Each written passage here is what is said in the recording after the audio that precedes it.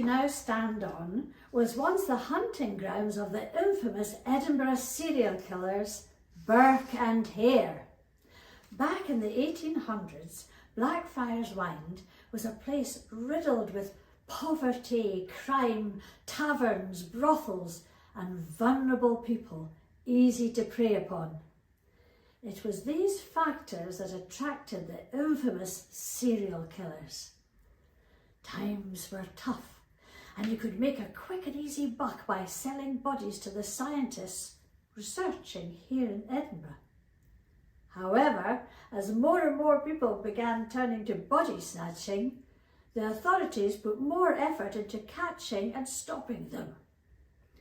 As procuring dead bodies from graveyards was much harder, some unsavoury characters decided to take a more proactive approach, creating those dead bodies for themselves. William Burke and William Hare had both come over to Scotland from Ireland to work on the Union Canal here in Edinburgh, where they met.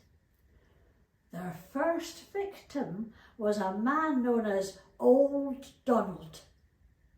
They killed him as he owed them £4 in rent.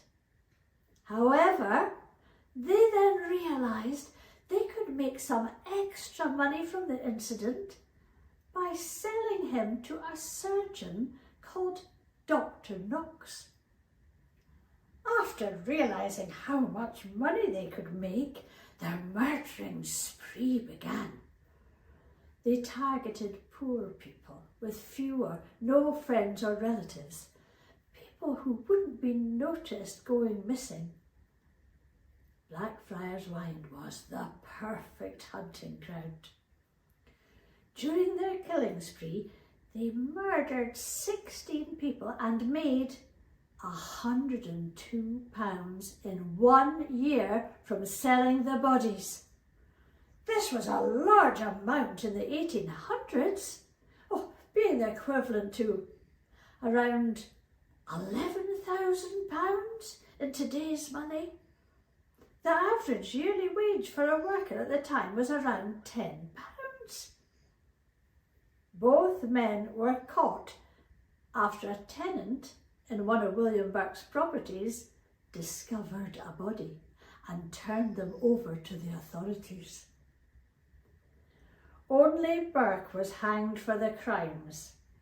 Hare was given immunity after providing evidence against his former partner. Ironically, Burke's body was given over to the surgeons after his execution, and he met the same fate after death that his victims did. Bits of William Burke can still be seen to this day. His skeleton is on display in the Anatomical Museum here in Edinburgh. A book bound in his skin can be seen at the Surgeons' Hall, and his brain is displayed in a jar at the Science Museum in London.